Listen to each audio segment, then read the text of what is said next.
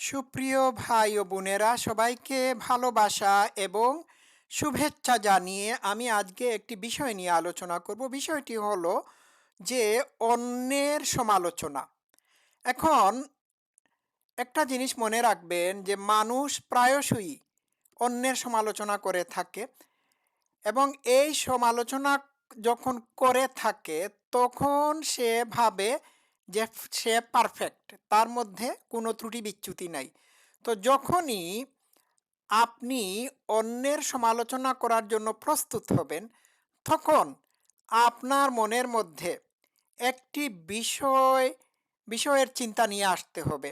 সেই চিন্তাটি হলো যে যখনই আপনি কারো দোষ খুঁজে বের করতে চাচ্ছেন, তখন আপনি নিজেকে একটা প্রশ্ন করবেন। প্রশ্নটি হলো যে আমি যার সমালোচনা করতে যাচ্ছি তার সাথে আমার কোন দোষটি প্রায় সাদৃশ্যপূর্ণ?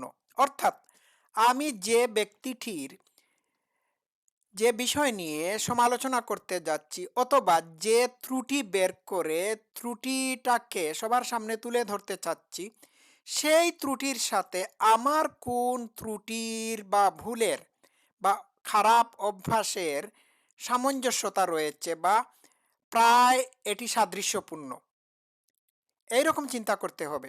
এখন ধরুন আপনি কেউ ধূমপান করে এই বিষয়টি নিয়ে মানুষের সাথে কথাবার্তা বলতে যাচ্ছেন।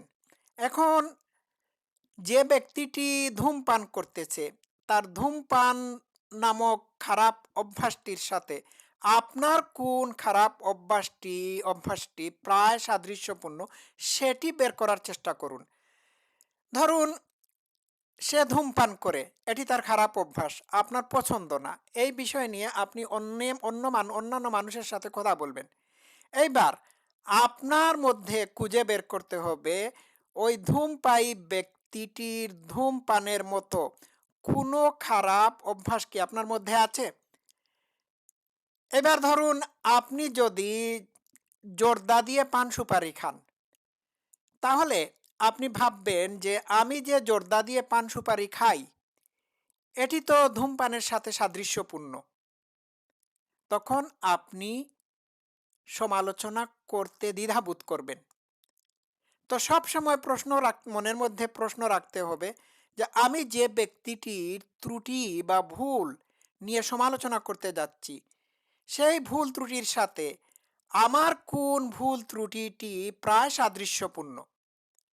এই ধরনের যদি এনলাইটমেন্ট আপনার মধ্যে থাকে বা এই ধরনের থটফুল যদি বিষয় আপনার মাথায় কাজ করে থাকে, তাহলে আপনি অন্যের সমালোচনা করতে দ্বিধাবোধ করবেন। ২ নাম্বার হচ্ছে অন্যের সমালোচনা তখনই করা যাবে না যখন আপনি নিজেকে পারফেক্ট মনে করবেন না। দেখুন, আপনি যদি ভাবেন যে আমি অন্যের সমালোচনা করব। কেন করব? অন্য মানুষ ভুল ত্রুটি করে, আমি কি ভুল ত্রুটি করি না? অবশ্যই আমি করে থাকি। অন্য মানুষের যদি ১০০০টা ভুল থাকে, আমারও ভুল ত্রুটি রয়েছে। সুতরাং অন্য মানুষের ভুল ত্রুটির সমালোচনা করার আগে বা গসিপ করার আগে আপনাকে ১০০ বার ভাবতে হবে যে আপনি কি পারফেক্ট? একটা উদাহরণ দেই। জিসাস ক্রাইস্টের জিসাস ক্রাইস্টের কাছে একজন মহিলাকে ব্যভিচারের অভিযোগে অভিযুক্ত করে মানুষ নিয়ে গিয়েছিল। তখন তারা জিসাস ক্রাইস্টকে বলেছিল যে, "প্রভু, আপনি এই মহিলাটিকে ব্যভিচারের দায়ে শাস্তির ব্যবস্থা করুন।" তখন সবাই তাকে পাথর মেরে হত্যা করার জন্য রেডি ছিল। তখন জিসাস ক্রাইস্ট তাদেরকে প্রশ্ন করেছিলেন, "তোমাদের মধ্যে সেই প্রথম তাকে পাথর মারুক যে জীবনে কোনোদিন তার মতো এই পাপ কাজটি করে নাই।" তখন সবাই আস্তে আস্তে পালিয়ে গিয়েছিল, কারণ সবাই এই ব্যভিচারের অপরাধটি করেছিল। বিষয়টা তো আপনাদের কাছে ক্লিয়ার হলো? এটা হলো এটা হলো একটা পয়েন্ট। ৩ নম্বর পয়েন্ট হচ্ছে যে অন্যের চোখে পিছুটি দেখার আগে নিজের চোখের পিছুটিটি দেখতে হবে। হ্যাঁ? তো এটি দেখার জন্য মিররের দরকার। আমার চোখের ভিতর ময়লা বা পিছুটি আছে কিনা সেটি আমি নিজে, নিজে দেখতে পারবো না। অন্য কেউ দেখতে পারবে। হুম?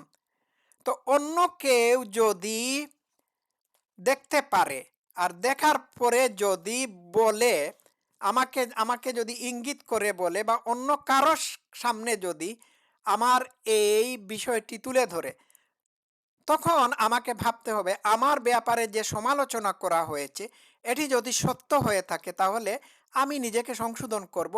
আর যদি এটি সত্য না হয়ে থাকে তাহলে আমি সেটিকে ইগনোর করব। এটা হচ্ছে একটা পয়েন্ট। এখন আমি এই ৩ নম্বর পয়েন্টের অ্যাম ১ম ভাগেই একটি কথা বলেছিলাম সেটি হচ্ছে যে, নিজের চোখের পিছুটি দেখা যায় না, অন্যের চোখের পিছুটি দেখা যায়। এখন নিজেরটা দেখতে হলে নিজের চোখের ময়লা আবর্জনা বা খারাপ জিনিস বা ত্রুটি দেখতে হলে একটা মিররের দরকার। এখন এই মিররটা কি? মিররটা হচ্ছে সেলফ রিফ্লেকশন, আত্মসমালোচনা। দিন শেষে যদি আপনি যদি আপনার ভুল ত্রুটিগুলো, ভালো মন্দ ভুল ত্রুটি এইগুলো যদি রিফ্লেক্ট করেন, এইগুলো যদি হাইলাইট করেন, রিভিউ করতে থাকেন, তখনই আপনি আপনার ওই সেলফ রিফ্লেকশন বা রিভিউ নামক মিররের মধ্যে আপনার সারা দিনের ভুল ত্রুটি, ভালো মন্দ সবগুলো দেখতে পারবেন। এটা হচ্ছে একটা পয়েন্ট। গেল এইটা। আম এই জিনিসটা আমাদের করতে হবে। এখন আমাদের যখন আমাদের যখন সেলফ রিয়ালাইজেশন হয়ে যাবে আমাদের ভুল ত্রুটি বিচ্যুতির ব্যাপারে, তখন আমরা অন্য মানুষের সমালোচনা করতে দ্বিধাগ্রস্ত হব। একটা কথা প্রায়ই মনে রাখতে হবে বা সবসময় মনে রাখতে হবে যে আমরা কেউ পারফেক্ট না। আমরা কেউ ভুলের ঊর্ধ্বে না। যখন আপনি, আমি বা আপনারা যখন মনে করবেন যে কেউ পৃথিবীর ভুলের ঊর্ধ্বে না, তখন অন্যের ভুলটি নিয়ে সমালোচনা করতে গিয়ে দ্বিধাগ্রস্ত হবেন। আর অন্যের পিছনে সমালোচনা করে তো কোনো লাভ নাই। অন্যের পিছনে সমালোচনা করলে পরে তার কোনো এইখানে সেলফ ডিফেন্সের কোনো উপায় থাকে না এবং সে নিজেকে সংশোধনও করতে পারে না। বিষয়টা বোঝা গেল?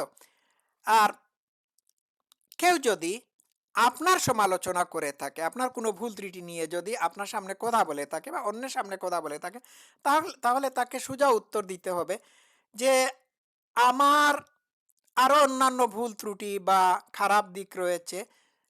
আপনি সেইগুলোর কোনো খবরই জানেন না। You are ignorant of my other faults. Hmm? আপনি শুধুমাত্র আমার একটি ভুল বা একটি খারাপ জিনিসের দিক দেখলেন, কিন্তু অন্যান্য অন্যান্য ভুল বা মানে ডাউন সাইডের বিষয়গুলো আপনার জানাই নাই। হ্যাঁ, ধন্যবাদ আপনাকে। এইভাবে বলতে হবে। তখন সমালোচনাকারী, হ্যাঁ, লজ্জা পাবে। তো আমি শেষ কথা বলে ফেলি। শেষ কথা হলো যে অন্যের ভুল ত্রুটি দেখার আগে হুম, ভাবতে হবে যে অন্যের যে ভুল নিয়ে আমি সমালোচনা করছি সেই ভুলটির সাথে বা ত্রুটির সাথে আমার কোন ত্রুটিটি সাদৃশ্যপূর্ণ। তখন কিন্তু আমরা আমাদেরকে সংশোধন করতে পারবো। অন্যের গসিপ করা থেকে আমরা বিরত থাকতে পারবো। বা অন্য মানুষ যদি আপনার সমালোচনা করে থাকে কোনো বিষয় নিয়ে, আপনি তখন আপসেট হবেন না। হুম? অথবা আপনি যখন অন্য মানুষের সমালোচনা করতে যাচ্ছেন, তখন যদি নিজেকে প্রশ্ন করেন, আমার কোন ত্রুটিটি তার যে বিষয়টি নিয়ে তার যে ত্রুটি বা বিষয়টি নিয়ে আমি সমালোচনা করতেছি, সেই ত্রুটি বা বিষয়টির সাথে আমার কোনটির মিল রয়েছে। এরকম ভাবলে পরেই হয়ে যায়। বাস, আপনি গসিপ করা থেকে মুক্ত হয়ে যাবেন।